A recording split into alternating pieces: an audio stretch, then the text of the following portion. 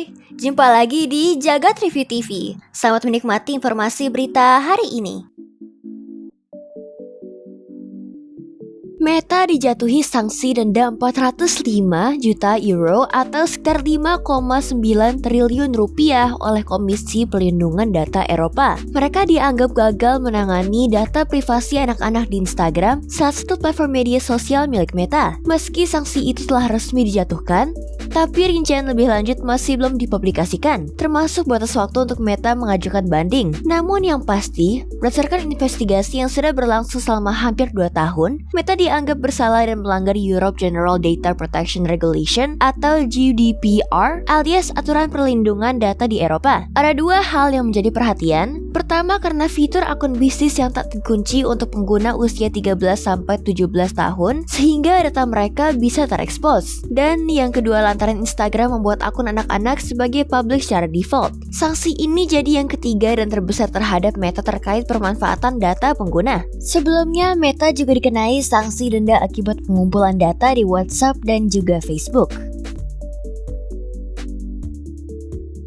Peretasan dan malware bisa terjadi kapan saja dan di mana saja, dengan cara yang juga tidak kalah kreatifnya di masa kini. Laporan terbaru dari Securonix menyatakan bahwa ada malware baru yang bersarang di foto luar angkasa hasil tangkapan James Webb Telescope. Malware ini dibagikan dengan cara mengirimkan email phishing yang berisi lampiran data URL untuk mengunduh foto web first di field yang sudah dimasuki oleh malware. Untuk sementara waktu, kebanyakan program antivirus masih tidak bisa mendeteksi kode berbahaya yang terkandung di dalam foto tersebut. Tidak ada cara lain untuk menghindari malware ini kecuali tetap waspada dan berhati-hati jika mendapatkan file unduh URL, terutama dari orang yang tidak dikenal.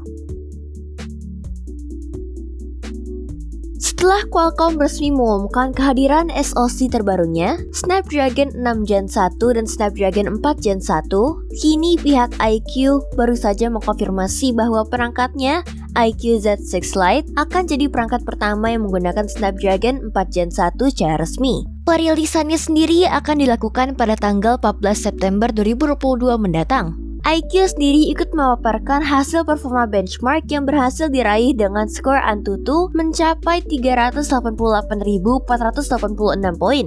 Sayangnya, pihak iQOO sendiri belum mengungkapkan secara rinci spesifikasi dari perangkat tersebut. Tapi yang pasti, pihak perusahaan sempat mengungkapkan bahwa perangkat akan hadir dengan layar 120Hz dan mendukung konektivitas 5G.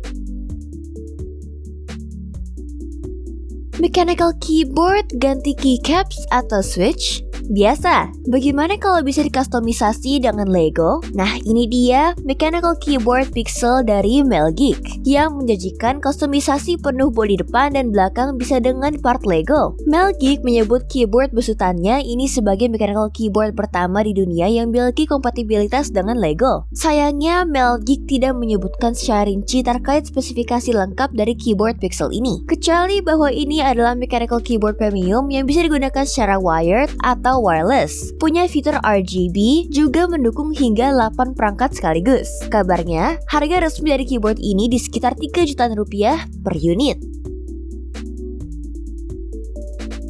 Dalam wawancara terbarunya dengan Famitsu, Greg Kummer, seorang karyawan lama Valve, menegaskan bahwa Valve masih berkomitmen terus mengembangkan video game. Bahkan, ia mengklaim bahwa mereka punya game dalam tahap pengerjaan saat ini dan memang berencana untuk merilisnya ke pasaran. Ia juga menyebut bahwa ada porsi besar karyawan yang saat ini terlibat dalam proses pengembangan game. Sayangnya, ia tidak berbicara banyak soal game-game apa saja yang bisa kita antisipasi. Valve sendiri sempat mengeluarkan game baru seperti Half-Life Alyx untuk VR dan tentu saja Dota 2 yang masih jadi game kompetitif relevan hingga saat ini. Apakah kita akan melihat produk yang lebih baru dalam waktu dekat? Kita tunggu saja.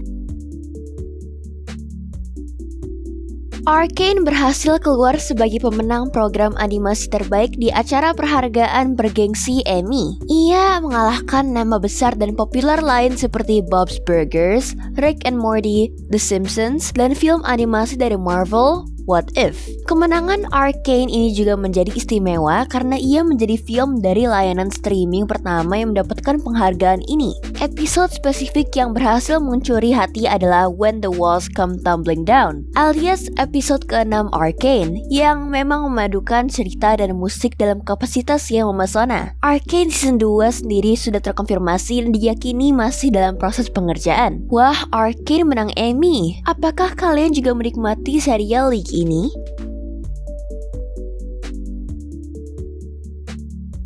Jadi, gimana menurut kamu berita hari ini? Ingin selalu up to date dengan informasi teknologi terkini? Jangan lupa subscribe dan follow Jagat Review ya. Sampai jumpa di informasi menarik selanjutnya.